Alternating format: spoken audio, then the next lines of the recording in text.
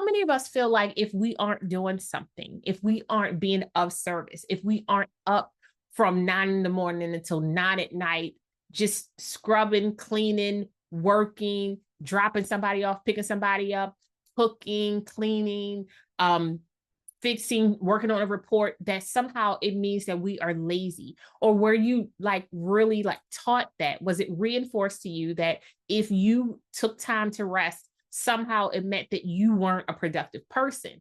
This ain't your average healing chat. It's healing through conversations with me, Loveli Brown. Real talk, deep healing, zero fluff. Beautiful people, welcome back to the Healing Through Conversations podcast. I'm your host, Loveli Brown, and your resident infidelity recovery and confidence rebuilding coach. And today we're going to be talking about resting. Okay. We're going to be talking about pausing. We're going to be talking about ways that we can absolutely use rest as resistance in this world. So we're going to be talking about giving ourselves permission to pause and reclaim rest and joy without guilt. How many of us feel like if we aren't doing something, if we aren't being of service, if we aren't up from 9 in the morning until 9 at night, just scrubbing, cleaning, working, dropping somebody off, picking somebody up, cooking, cleaning, fixing, working on a report, that somehow it means that we are lazy? Or were you really taught that? Was it reinforced to you that if you took time to rest, somehow it meant that you weren't a productive person? When rest is absolutely a birthright, and it is necessary for your body to rejuvenate itself, for it to heal itself. If you are sick and you don't rest, you know how much longer you add on to that sickness. Now think about that mentally. A lot of us are walking around trying to figure out why we feel so foggy, why we never feel like we are rejuvenated. When you are mentally exhausted, when you are physically exhausted, when you are spiritually exhausted, when your soul feels so exhausted, how are you supposed to replenish that if you don't take time and rest? If you don't let your mind rest from all the thoughts that's happening, if you don't let your spirit rest from all of the energy that it's absorbing, if you don't let your body rest so it can rejuvenate those cells and heal. But a lot of us don't do that because we were taught that if we sit down, if we lay down, if we aren't running around like a chicken with his head cut off, somehow we're lazy. I call BS on it. Yes, I do. A whole big old Kentucky Fried Chicken large family pack of BS on not resting. So let's talk about it. So first, I want us to understand that you don't have to earn rest. Did you hear what I said? I said, you don't have to earn rest. One of the things that I had to learn for myself is that in times where my body is exhausted, and it could be from going to work, or it could be from just not receiving enough rest, that I absolutely deserve to rest. It's not a luxury. So this segment is going to be about opening the toxic beliefs of telling ourselves that rest is a luxury that we don't deserve, and that if we aren't exhausted, how dare we lay down? And we're going to talk about gentle ways to be super bold and challenge the cultural and generational messages that many of us have received, especially Black women and women of color, about them being the strong one and always pushing, always producing, always being the mat. Because a lot of us, we're tired and we lay down sometimes because we're just so tired that they start walking over us and they get used to doing it. Are you tired of being the mat?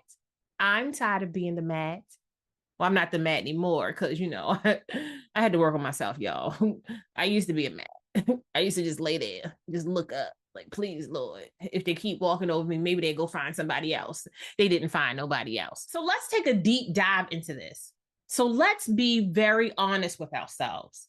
Many of us were raised to believe that rest is something that we get after all of the work is done, right? Naps are lazy. Taking a break means that you're falling behind and somehow you don't want it that bad. Have you ever heard that? That you aren't strong enough. You know, you have to work these many hours. And if you don't do this thing, it means that you aren't as dedicated to it, right? And what if we really just cracked open the egg and understood that a lot of that conversation is rooted in oppression, right? So, historical context, and I'm just going to read it. The mindset is deeply tied to colonial, capitalistic, and patriarchal systems that equate your value with your productivity. Especially for Black and Brown women, the idea of always showing up, always giving, always being on, it was written in survival, right? But survival mode is not the same as thriving. Because remember, when we are in survival mode, we are in fight, flight, freeze, or fawn. And when we are in thriving mode, you still feel those other characteristics. However, you start giving up your need to always fight, to always run, to always freeze, and to fawn over people who don't deserve it. And that is something that a lot of us are not really, we aren't skilled at it at all. And to add on top of the historical context of that, I want us to really think about cultural pressures. In certain cultures, a lot of us, especially if you are like the firstborn or if you're the oldest daughter, because you don't have to always be the firstborn to be the oldest daughter, that the family somehow can't thrive if you aren't always on. And so they kind of apply a lot of guilt and pressure on you to be the second mom, to be the second grandmother, to be the next auntie, right? If your auntie was raised to always be on and to always be exhausted and tired, why don't you want to be like us? Why do you feel like you deserve to lay down when we weren't able to lay down? And this is when I talk about breaking generational threads, toxic threads that don't belong there, because it is absolutely antiquated. We have this moment where not only are we carrying the guilt, but like the need to feel grateful for never stopping, for never sitting down, for never giving ourselves that moment to just 1, 2, 3, 4, 1, 2, 3, 4, 1, 2, 3, 4, 1, 2, 3, 4, right? To stop. And we confuse rest with laziness. But how are we healing? How is our spirit healing? I said that earlier. How is our mental health healing? How are we physically healing? How is our soul healing? Right? When we are always moving and trying to prove and we're always performing, because carrying that mask for years only leads to mental and physical effects, right? So we have chronic exhaustion. A lot of us are trying to figure out why we're still tired after sleeping for 12 hours, when 6 of those 12 hours, we absolutely were in REM sleep and we were thinking about everything that we should have, could have, would have, didn't do, or did do, but we could have done it better, right? And then you have the next 6 hours where you're fighting yourself to fall asleep, but you're thinking about having to wake up and what you're going to do the next day. Where did the 12 hours of sleep go? I'm listening. That's my point. You start to have resentment towards your work or caregiving roles, right? You start to be like, what? I had these kids and I got this husband, or I got to take care of my mom, or I have to take care of my auntie. I'm always taking care of people that can't stand it, and I don't want to take care of myself. I just can't do it. But being so tired, it can cause you to not be able to sleep, because now your body is just restless. It's trying to figure out what it needs to do, which then increases anxiety and emotional burnout. You're just spinning in a circle, baby, or you're in the corner sucking on your thumb, rocking. No blankie, no juice cup. You ain't got no goldfish, nothing. It's just you by yourself, raw dog in life. And that is not fair. And who benefits from you believing that you have to be overworked to be valuable? Who benefits from that? Do you benefit from that? Do you benefit from that? And when was the last time that you rested without feeling guilty? And you didn't just fall into bed and then fall out of bed the next morning. Don't you make me come through this screen. Every time. So let's just have one nugget from this particular segment, right? You don't have to be empty to justify needing to be fulfilled, right? And a lot of us, we see rest as just a necessity. Like, I just have to do it, right? I just have to do it. Instead of understanding that rest can be you sitting out on the front porch, just chilling. It could be you watching a movie. It could be you taking a walk. It could be you going to the gym. It could just be you taking a nap, 20 minutes, right? You're just sitting down and really refocusing and figuring out what part of your body is exhausted, what part of your body you really need to focus on so that you can help work, heal, and repair that part. But we don't get to that because we are taught that rest is a luxury for many of us. And then we try to figure out how come our bodies don't heal the way we need them to. And baby, I'm tired just talking about it. Next segment. So what is the joy rebellion? Let's talk about it. Let's talk about joy, babes. Okay. So it is pure, unfiltered, unapologetic joy, not just self-care in the form of a bubble bath. Like, you deserve more than just a bubble bath. I told y'all before that rest is not a luxury and self-care is not a luxury, babes. If you don't take care of yourself, you won't be here to take care of nobody else. But I'm gonna get off my soapbox, right? That's what we're gonna do today. So when I talk about that, I mean the radical act of choosing delight, even when life feels heavy. The one thing that I love about the word joy and the characteristics of joy is that you can find joy in the darkest moments. You could be going through something super heavy and just find one joyful moment, right? One little rainbow that makes you think to yourself, okay, I can move on. You got another 24 hours out of me, people. And that for me is so big. It's huge. And not only should we understand that sometimes we have to use joy as resistance. Choosing joy, especially Black and brown women, is a rebellion. It's saying, I refuse to live in survival mode. And what happens when we're in survival mode, right? So many of us are locked up. We're binded up. We're emotionally constipated because we have never been allowed to just process what was happening with us and to figure out what was going on. And joy is an active, intentional decision to connect with something soft and sweet inside of us. It's really like high-fiving your inner child, right? It's like giving them like a, hey, I know you were scared before, but I got you today. Even when the world doesn't understand why you're doing that. It's the act of wearing your favorite bracelet or your fun earrings or your favorite fun sweater or your hat or putting your hair into pigtails or, wearing your favorite lipstick. It's getting on the seesaw. It's taking a run. It's doing hopscotch, right? It's all of those things, which is, it's a rebellion all by itself, especially when you really understand that adulting is whack.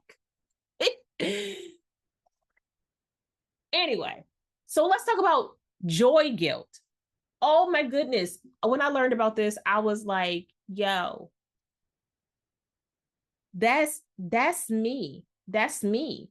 Why do I feel bad when things finally go right? Why am I not Like, what happened to waiting for the shoe to drop? And am I abandoning that part of me? Why do I sabotage peace with, I'm just waiting for the shoe to drop?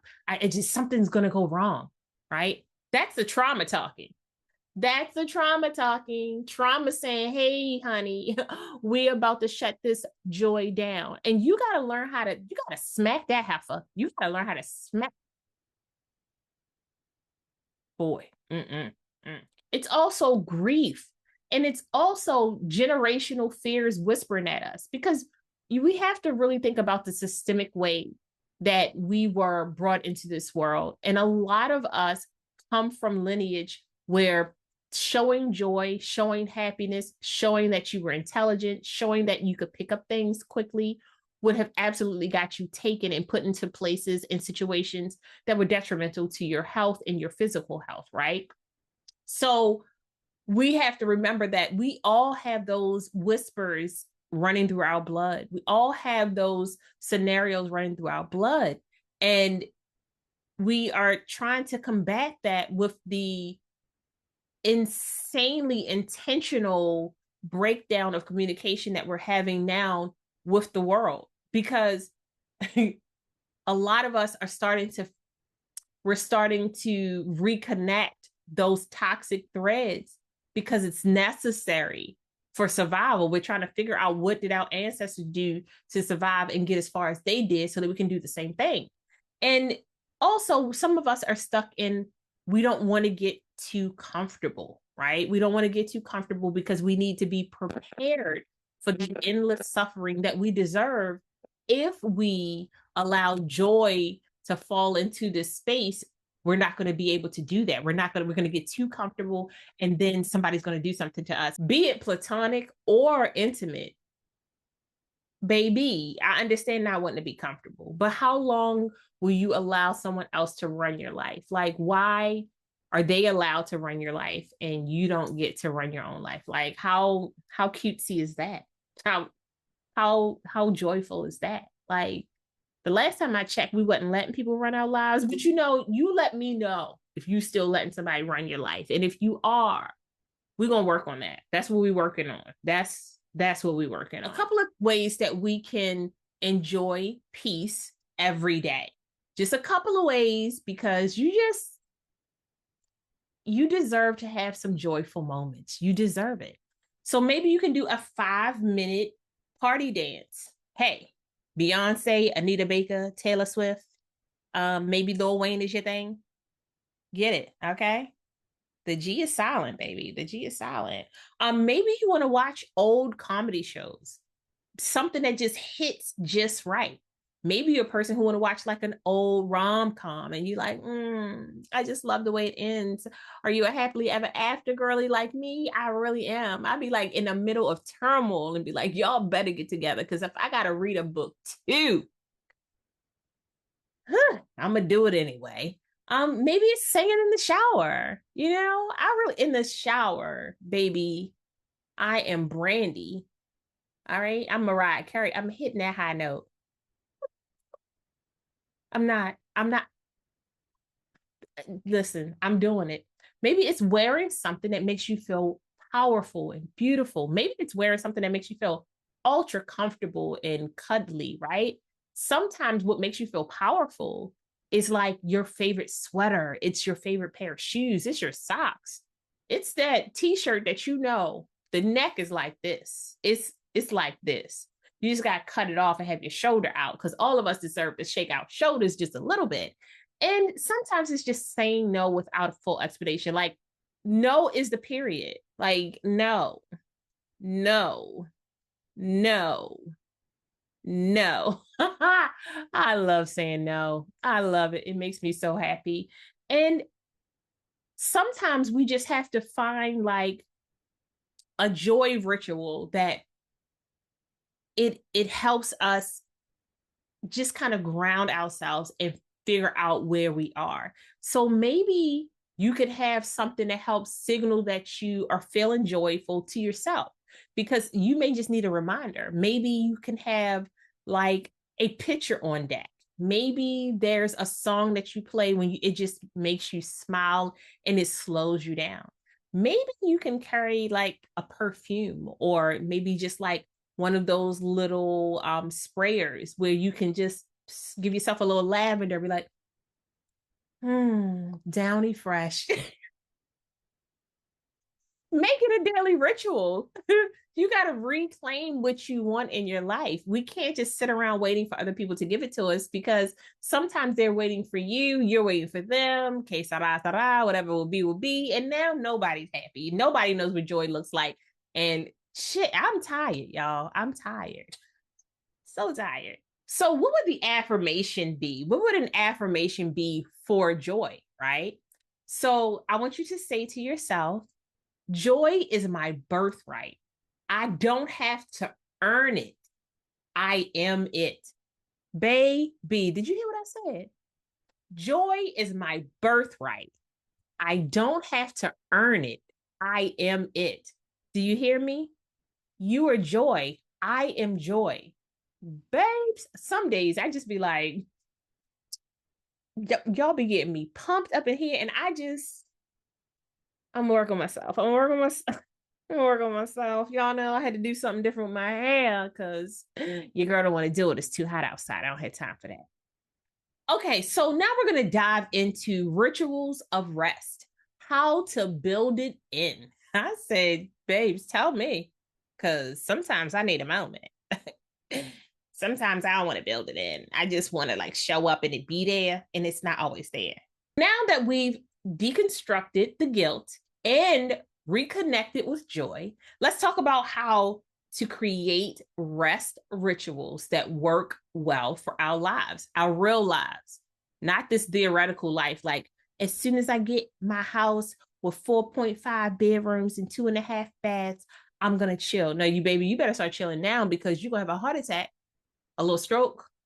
You want a little stroke? That's like being a little pregnant. You know what I mean? So, 5 realms of rest. The 5 realms of rest. We have physical rest, mental rest, emotional rest, creative rest, and spiritual rest. And what does that mean? So for physical rest, it would mean sleep, napping, gentle stretches, quiet stillness. Mental rest, a technology detox, silence, slow mornings, brain dumping, right? You can write everything that's in your mind, write it down, send yourself a note, speak into it, and you let that sucker go. Emotional rest, you could be journaling, maybe it's going to therapy, feeling your feelings without rushing through them.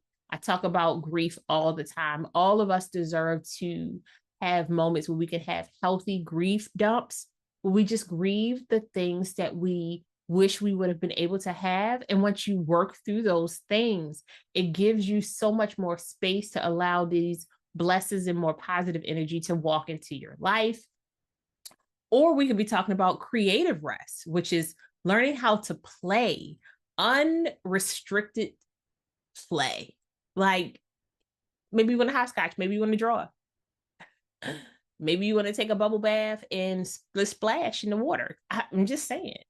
Unstructured time where every day, every hour of your life does not need to have a moment in it. Like, must go to the doctor, need to go pick up the kids.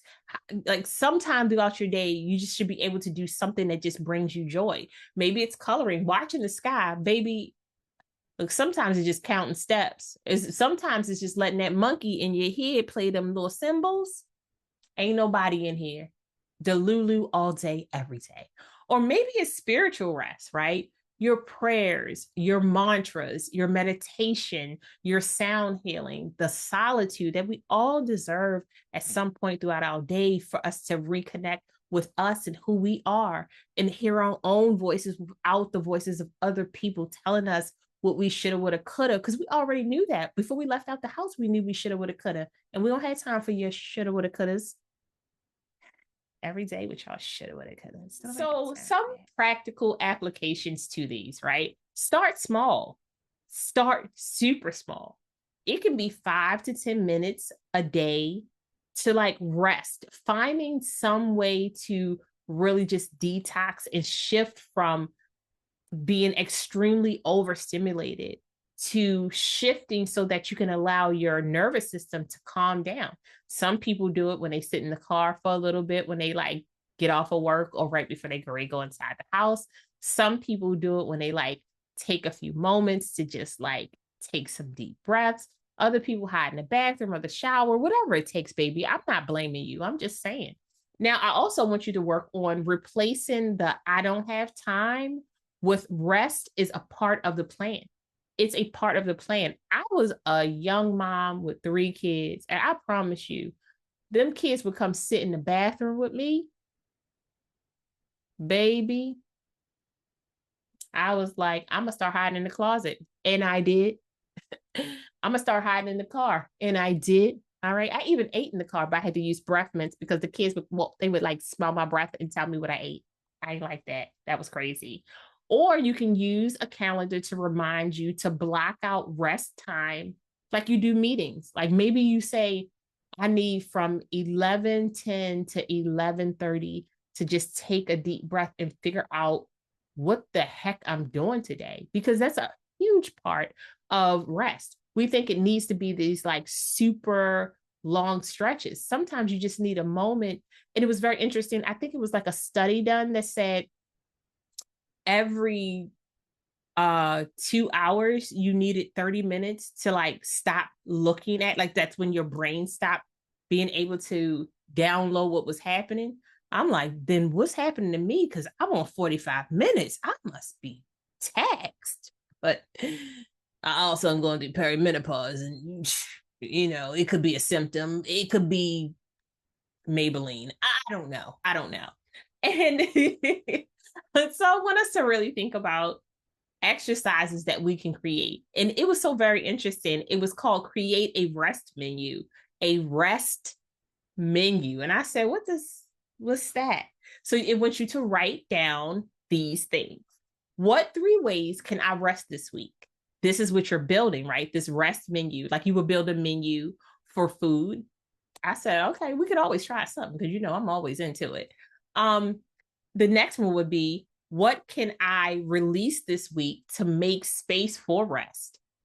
I like that one a lot because sometimes we're holding on to projects, people, places, and things to do so that we don't have to focus on ourselves because we're afraid to really focus on ourselves. Some of us are a little bit broken and we don't know how to handle that. And it can be very overwhelming. This is where you find support systems and people who will allow you to be who you are and feel your feelings, but give you a safe space to be there. And who can I ask for support if I need help resting, right? Remember those safe spaces. And sometimes the rest is blocking that meeting. It may feel like so impersonal to have a Zoom call to rest, but just picture if 2 or 3 of you guys created a Zoom call. You said you were going to be in a meeting and all you did was just have quiet time. You had quiet play where you just sat down and your mind got to rest. And if you wanted to crochet, that's what you did. If you wanted to knit, that's what you did. If you just wanted to lay your head down and just be, why not do that? I thought that was just such a beautiful way to look at what rest is. And I want us to really take away from this is that rest isn't passive. It's a radical decision to live fully, not to escape it, not to recalibrate so that other people can feel like you are always in that corner, but you're recalibrating so that you can be in your own corner.